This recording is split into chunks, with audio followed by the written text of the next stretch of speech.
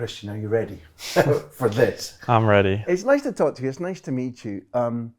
It's obvious you have to be respectful when you're talking to a leading sportsman and say, well, there's this team that won the Football World Cup and it wasn't the US men's team, and aren't you happy? But if we were getting at Victor from the World Cup that you played in Qatar, that you starred in Qatar, if we were getting at Victor and it wasn't the US men's team, can I make a case to you that it was quite exciting to see Leo Messi, a man with whom you were famously pictured in 2016 at the Copa America, Leo Messi not only winning and vindicating himself against idiots who thought he wasn't going to do it, but the manner in which Argentina took adversity and turned it round and gave us a thrilling final. In your heart of hearts, if it's not going to be the US winning it, could you find some joy in who did eventually win the Qatar World Cup?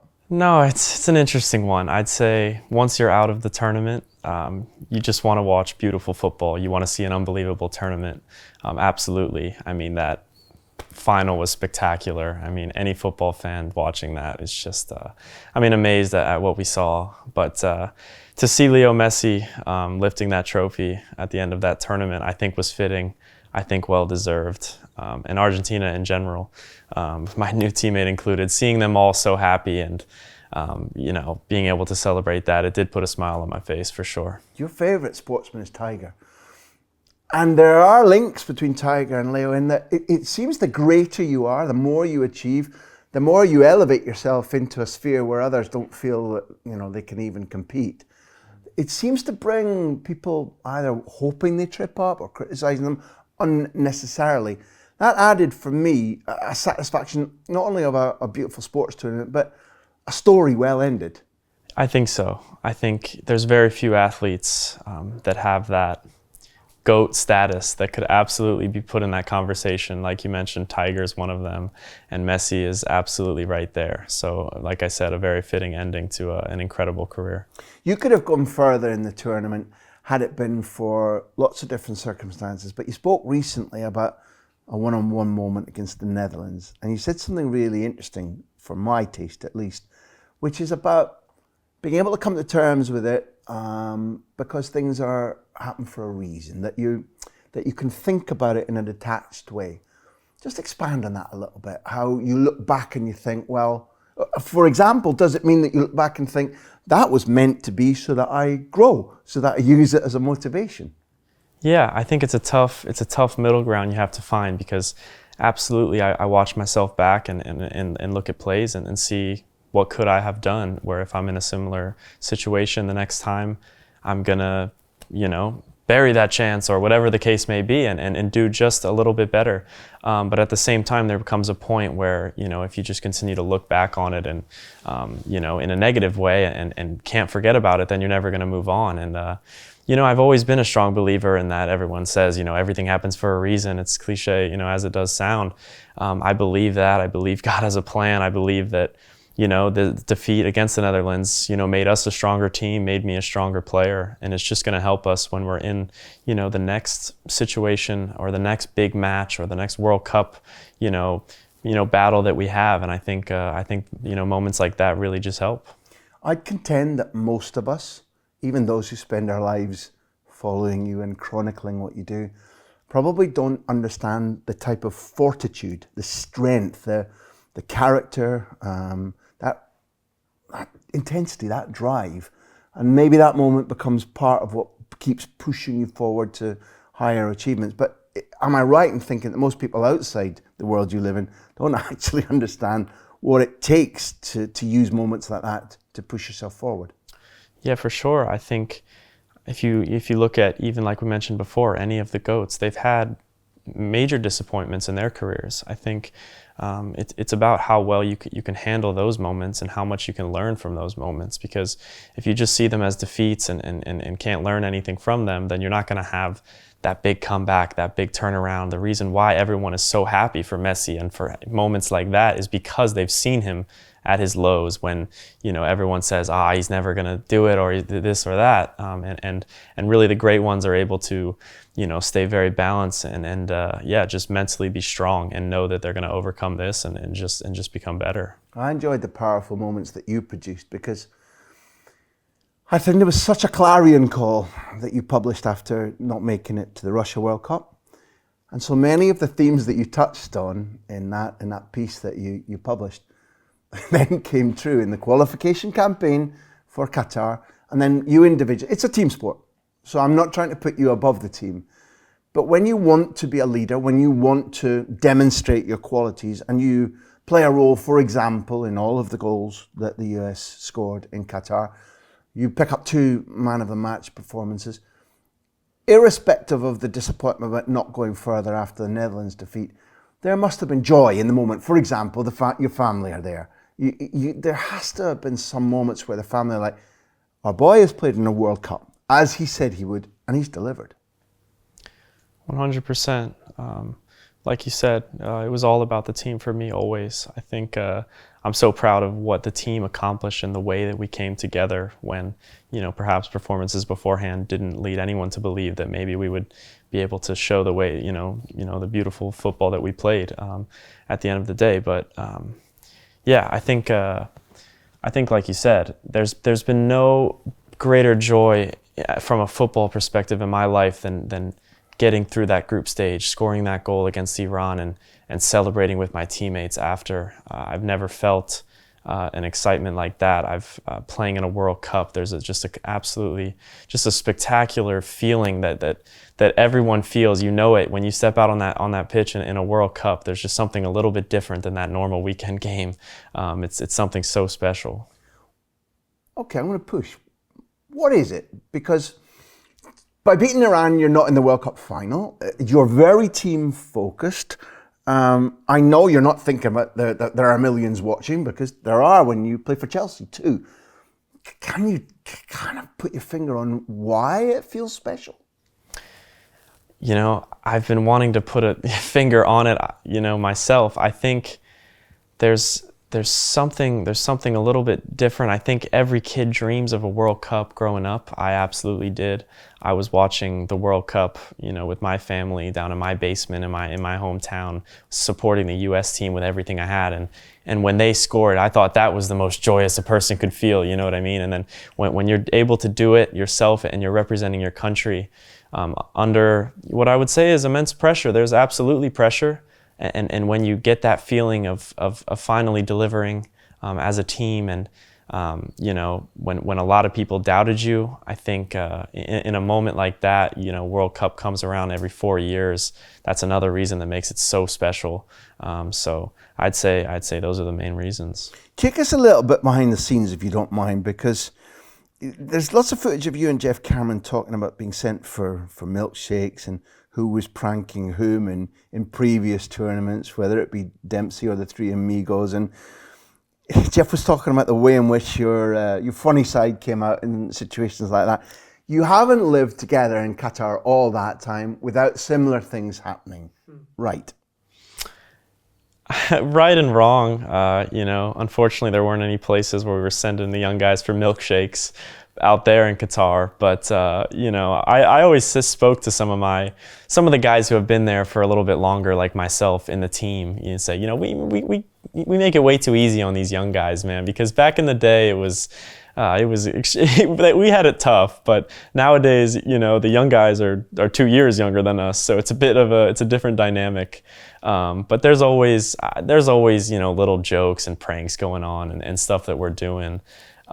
Whether it's making guys tell stories of if they're late, the environment that was created within our national team was quite a good one, and I really like the way that everything was handled. Again, I don't mean to be like a trade union guy for footballers, but I've spent a lot of time at World Cups. I've been at 9 now. I was lucky enough to be covering the Spain team when they won it in 2010, and I watched the fact that there were mini crises, that they were tired, that Andres Iniesta, by the first game, thought that Lichtsteiner's tackle had put him out after a brutal year. And they had to surmount all of that plus a first game defeat. And what I learned, or what I think I learned, was that to coexist like that needs an awful lot of guys who might not get on in ordinary life getting on, a degree of mutual support, brotherhood, a degree of teasing, some humour, but also quite a lot of patience, because it's a long time to be away from friends and family. It's a long time to be locked up together. That's a special element in going far in a tournament, right? You've won a couple of tournaments. These things count not quite as much as scoring a goal, but they're the path to getting it right. Yeah, absolutely. I think I would have loved for this World Cup trip to, of course, been even longer for us. We wanted to go all the way, but just the few weeks that I was there is just memories that I'll have for the rest of my life. 100%. I think the environment that was created within our national team, the brotherhood, like you said, all the joking, teasing, but then when it comes to, training and playing in those games, the seriousness in which that, we take these games, I think there's nothing like it. You create a bond with your teammates for something that you're really just going to have the rest of your life. Because when you battle in moments when there's that much pressure and you've done that together, you've gone through the tough times together, the tough moments, and then you've had those incredible victories when you feel like you're on top of the world. You experience those things together, and you create something special, like I said, that's going to be there for the rest of my life and our lives. Okay, you've opened a door for me now for a subject that isn't automatically controversial, but it's very newsworthy at the moment, and it's maybe one of the more difficult ones.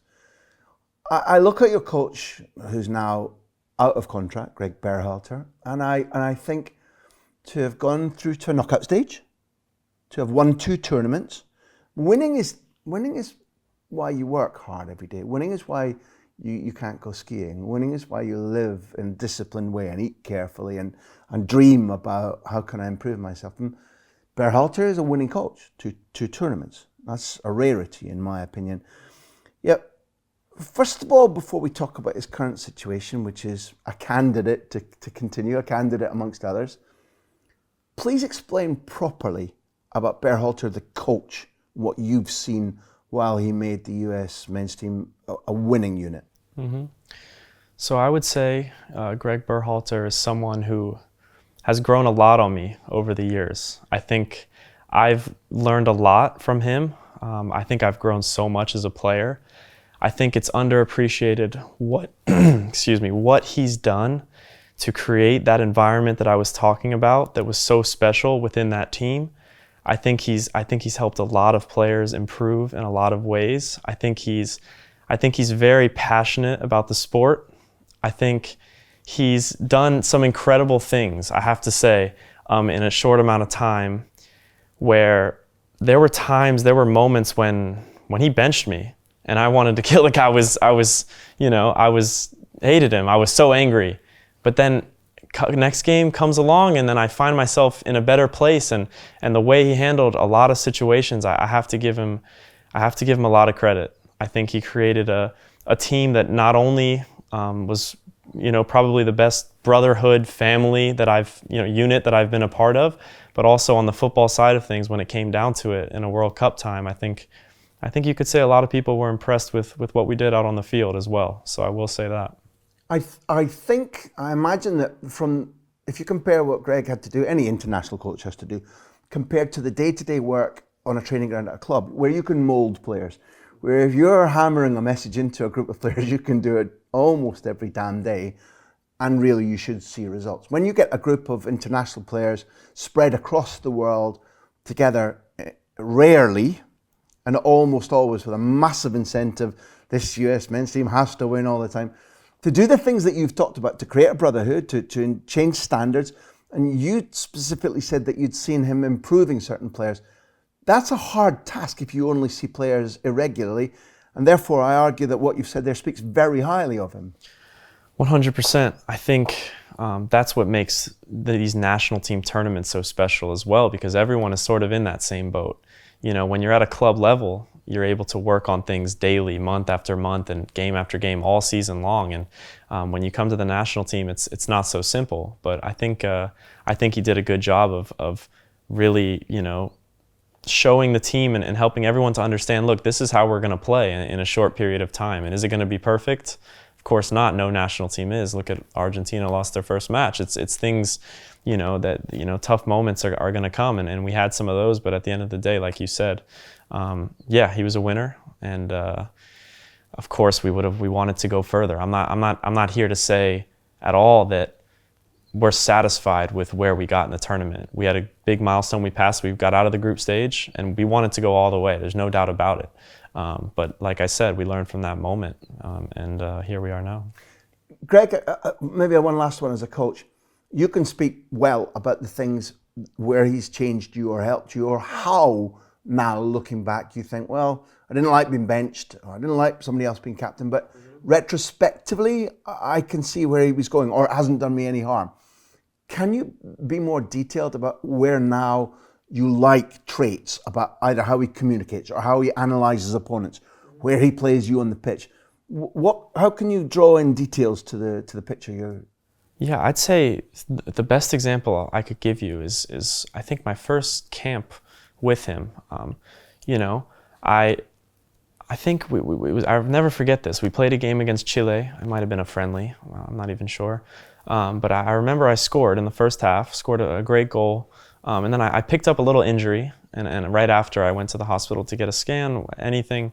And I came back, and late at night, he calls me down to his office and says, look, like, and this was after I had kind of a string of small injuries, and he said, look, maybe a reason is you need to train harder. You need to train more like you play.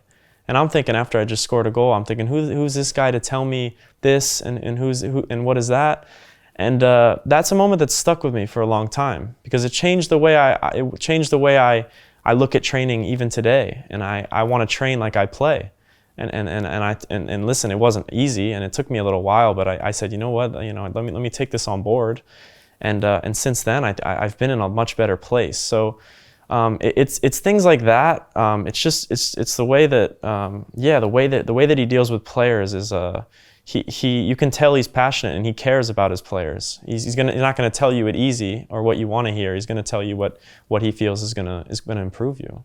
I've interviewed dozens of world-class footballers, and a theme that crops up often, and I think it's the one that you're going towards, is that even if a message that's been given to you by your coach it doesn't feel that digestible all the time, you like frankness, you like honesty. It's the reverse of being told something which then proves to be words in the wind, and therefore that's what we're identifying that Gregg has as a man, as a coach. Hard truths are told to you straight, and they're for a reason. Yes. Absolutely. You don't always want to hear it. And as a player, you want to be right. Who are these guys to tell you, a professional player, what to do, how to handle yourself? But I've always been with that mentality that I'm always here to learn. That's just that's who I want to be, and that's what's gonna, I think that's what takes the top players to the top. If I want to be careful now, because it's not your job to appoint the next coach. However, you're the leading player, I think. You're old enough now to have really gathered a lot of information about how successful teams work. The US men's team doesn't have a director of football at the moment. I don't think there's a general manager, and there's no coach. And the general word seems to be that it's going to take a couple of months. They're talking to potential directors of football, from which a coach appointment will stem. The World Cup that you're co-hosting might seem a long way away, but blink, and we're almost 6 months on from Qatar. Does the US Federation have as much time as it seems they think they do to get on with progress and get on with consolidating what you achieved in Qatar? Yeah, for me, it's an interesting one, because, like you said, I'm not here to appoint the next manager. It's not my job. Whoever it is, I'm going to play and give 100%, and that's what I'm going to do. But yeah, in my opinion, it's everything that happened with Gregg. First of all, is I think handled in an extremely childish manner. I think we all have seen what's been going on. I think it's childish. It's youth soccer. People complaining about playing time. I don't want to go too far into that, but that's what we'll say. I think Gregg has been extremely unfortunate in the position to get even into the position he is now.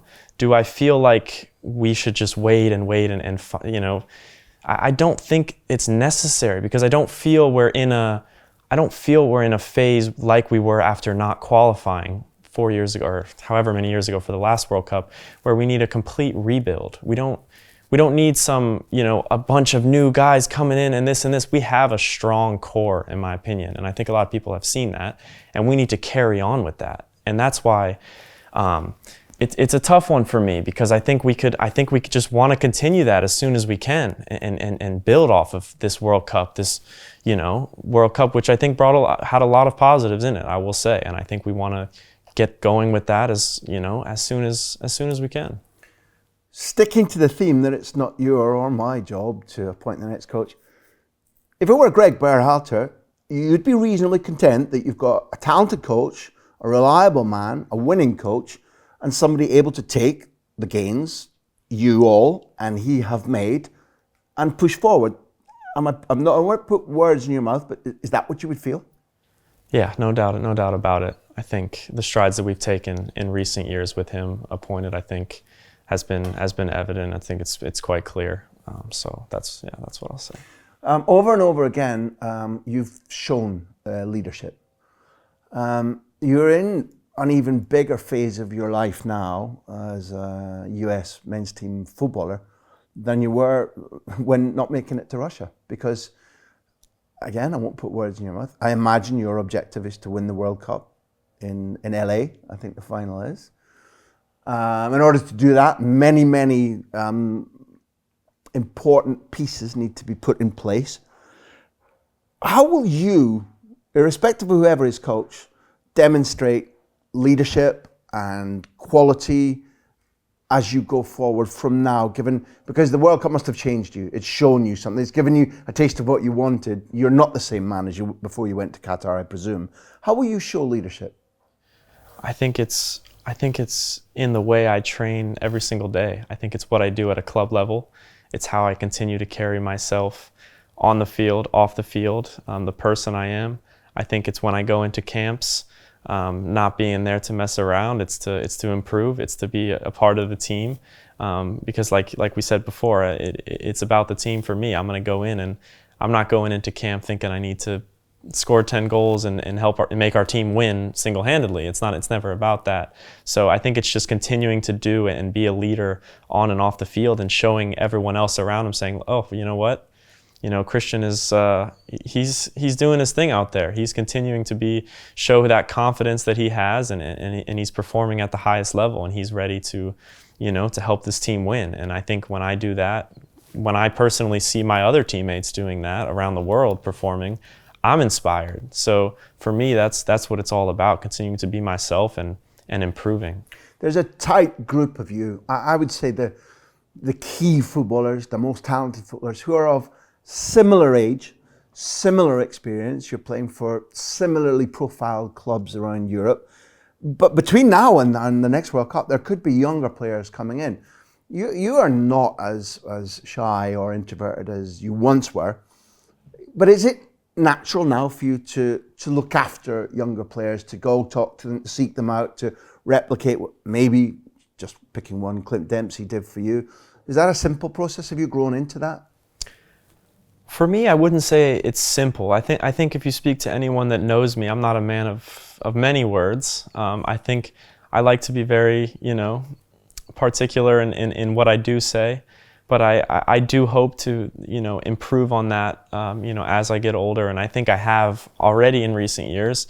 I do want to speak to the younger players. I want to share with them my experiences, and I hope that I can continue to lead and, be a leader in that aspect, because I think it's important, and a lot of players have done it for me. And there's a lot of conversations and memories that I have where I respect players even more so, because, they've already accomplished so much, and to have the humility to speak to me, do you know what I mean? It takes a lot of it takes a good person. It takes someone that's willing to help the next generation. I'm going to deliberately put you on the spot here, but in a friendly way, honestly, because I've seen your tackling, so I'm going to be careful. Position on the pitch, particularly, I'm not talking about your club side. Do you have a preferred, because you've talked a lot about playing, say, off the striker or a 10 role, or playing wide and coming in, and you've demonstrated that you're capable of that and more. My point of view, my strong point of view, is that if you're playing centrally, if you're playing, for example, in the way that Antoine Griezmann is playing recently for Atletico Madrid, whereby he's given liberty to make good decisions. Not liberty to do what he wants, but liberty to apply smarts, to use his skill, his power, his sprints, his stamina in the best way. We're seeing the best of Griezmann. Is there a position where, ideally, you could say, yeah, when we're lifting the World Cup in 26, this is the position I want to have played in the route to the final? Yeah, I think it's a tough one for me. I think I've demonstrated qualities in a few different, attacking positions. I think still I feel like, my best position on the field is something like being in behind a striker, potentially off of the left side, but like you said, having a bit of freedom to maneuver and understand spaces and understand where I need to be to create and help my team to score goals. And I think that's what I would say. I think I definitely feel stronger when I can come inside a lot onto my right foot and with dribblings, with runs in behind as well, I think is another strength of mine. So in that area, underneath the striker, potentially from the left side, I think is where I would say is my best position. You see it every time you're on the ball. You're a daring player. You show for the ball all the time. There's a mistaken use of the word brave for those who maybe go in where the tackles are. Bravery is saying, I don't care about the pressure. Give me the ball. I'll do something. I'll support you. I'm here with you. You've given it back to me. I've made a run. If you're there for me, we'll play a wall pass. You're an attacking, aggressive, forward-looking footballer. And I think that the more a footballer that is not limited by a chalk line to one side, whether it's left or right, the more you're going to get. For example, the way you burst onto the assist for Weah in Qatar, I think that's an example, a small example of maybe what you were describing, your own preference about where to be on the pitch. Yeah, I think so. I think that's a prime example of it. Like you said, against Wales, I think that's my strength. Running at back lines, causing problems, putting them on their back foot is where I'm going to cause team trouble. People pay to watch, Christian, right? It's what sells tickets. It's what makes us all love football, in my opinion. I've gone too far. You're uncomfortable now, I can tell. No. I don't like to talk about myself, but Well, look, you gave a little hint there about people saying the US team play well. When you went back to Chelsea, teammates went, "Boy, you had a good tournament. Your team's good, right?" I did get a lot of compliments, to be honest. They said, "Wow, we had no idea," and I knew before the tournament that we had a strong enough team to compete with England and to compete, on the bus. I'll never forget before the tournament. Some of the English guys were saying, it'll be us going through and yeah, maybe you guys, maybe Wales, like we'll see, And I said, all right, cool. Let's see how the game goes and let's see how it plays out. But I was confident and absolutely we had some compliments, I think, with how well we performed. It's not karma, but you've spoken about God's purpose. You've spoken about being reflective about life and football and trying to blend that, which I think is a useful way to cope with the slings and arrows that come your way when you're a high-profile sportsman or woman. You're a tough guy, in my opinion. You're rarely out because of, I've got a little bit of pain here, or I'm not sure. It's big injuries that keep you out. And unfortunately, the progress in the World Cup wasn't then able to, something that you could apply immediately because you've had a tough injury. While you've been out, again, have you learned things about yourself? Have you been reflective? I often speak to sportsmen who are out, footballers who are out, and they talk about relearning a love for, say, family support or thinking about their game, because otherwise it can be depressing and lonely to be out. Yeah, for sure. I think this injury has taught me a lot, and not just this one. I think some of my best moments have been, just after coming back from a long-term injury. And there will be the people that say, he's injured all the time, this and that. For me, I think I've put myself in, and I'm really happy. I think the last year I've been extremely healthy. I've been extremely available, and it's like you said, I haven't just had these little injuries here and there where I've been out for a week and this and that. I'm available, and I've been unfortunate to have a couple serious injuries, and unfortunately it's part of the sport. But I'm doing everything I can to avoid injury and be available as much as I can, because that's the name of the game, is taking care of yourself, for sure. Almost everybody watching this has a little struggle in their own life. They may not be doing what you do for a living. So when you're finding reserves of confidence or reflection, or when you're coping with the fact that there's huge frustration, where has your mind been going? What have you been thinking about that's helped you through the process? Yeah, I think you get a whole new appreciation for what you do when you're sitting on the sideline and watching your teammates do it, especially in tough moments, which had been the case, in recent weeks at Chelsea, where, results weren't quite going in our way. And even though I wasn't a part of it because of my injury, it hurts me as well, because I know I've been in that position, and I just want to do anything I can to be alongside my teammates during those moments, and want to push to be out on that field so much more, because I think you gain a whole new perspective. And when you start to take for granted what you do every single day, and just go out and training, playing the game you love every single day, is when you start to lose it. Because when I was out for 2 months watching training every day and just not being able to do what I love, it hurts, and you makes you want to come back that much more. And when I come back, and anytime I get to step out on the field, I truly feel blessed. And there's definitely been tough moments that first week.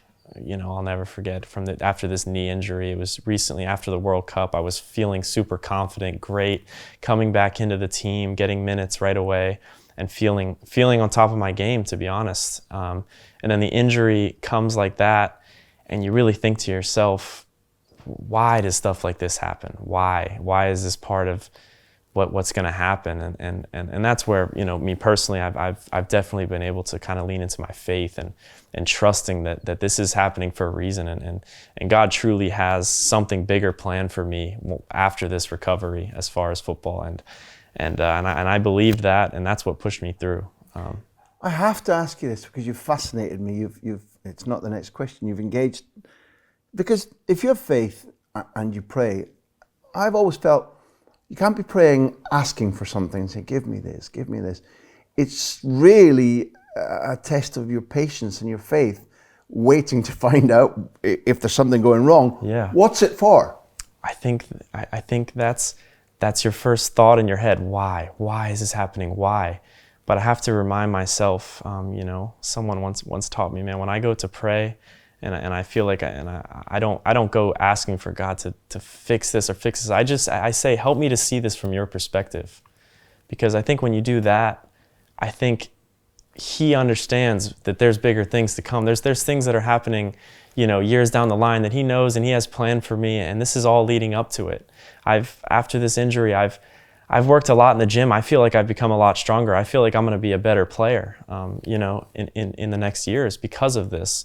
So that's the answer He gave me, and that's what I realized after time. And it's not, like you said, it's not like asking for anything. It's just having Him there and feeling His blessing over you.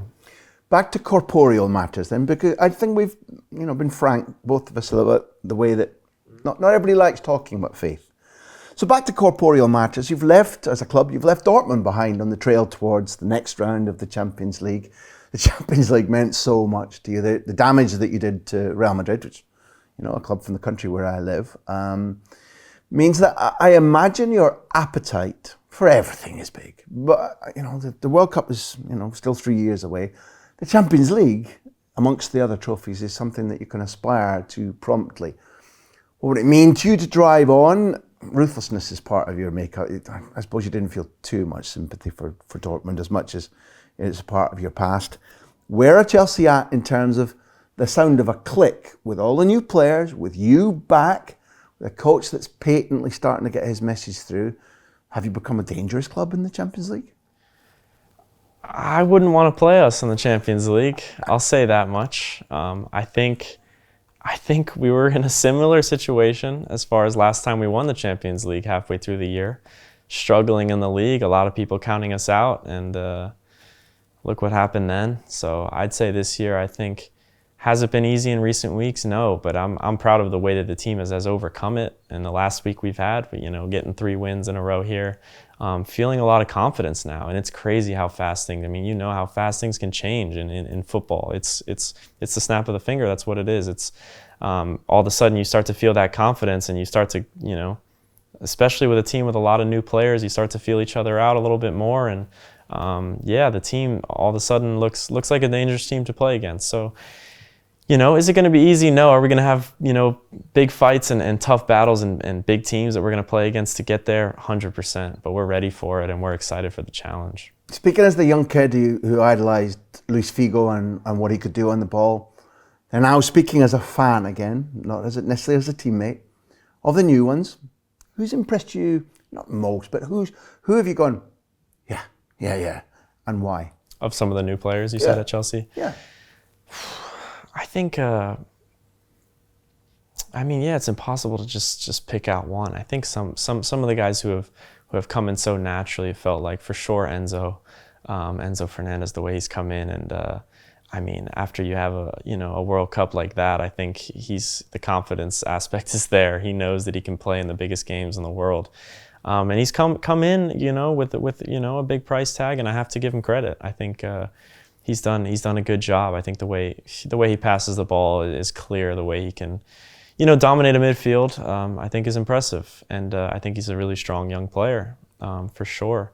But there's other guys, Joao. I think some of the younger guys, Benoit, for example, a center back who's coming in and shown a lot of just a calming presence back there when things weren't even going great. I think there's a lot of guys that deserve credit, but all of the guys have come in and meshed quite well, I will say. Don't take me for an idiot, although sometimes I am. I know these guys are, you're fighting for a place for some of them, and it's difficult to praise them all up, which is why I said, as a fan of football, how do you feel about them? Because when you stand back from afar and look at it, you think, well, if this clicks, it's going to be a powerful squad, a powerful 11.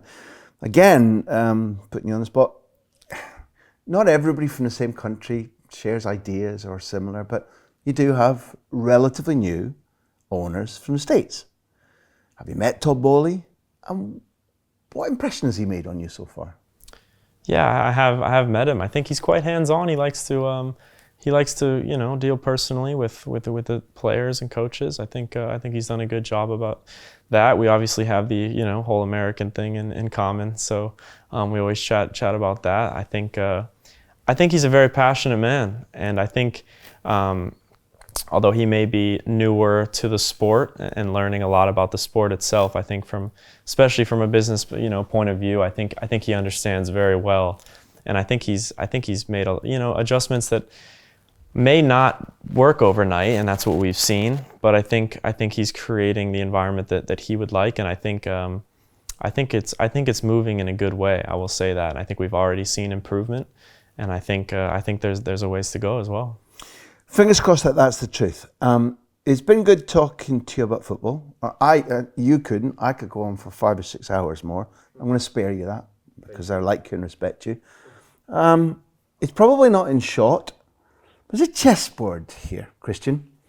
Now, I remember watching with some wonderment when you played an artificial intelligence version of Magnus Carlsen, yeah. Age 10. But you shocked everybody by going at least 30 plus moves. I want to ask you about that experience and then ask you a little bit about chess. As you sat down to play a machine that was replicating a legendary world champion, what kind of test was that compared to when you go one-on-one against a player?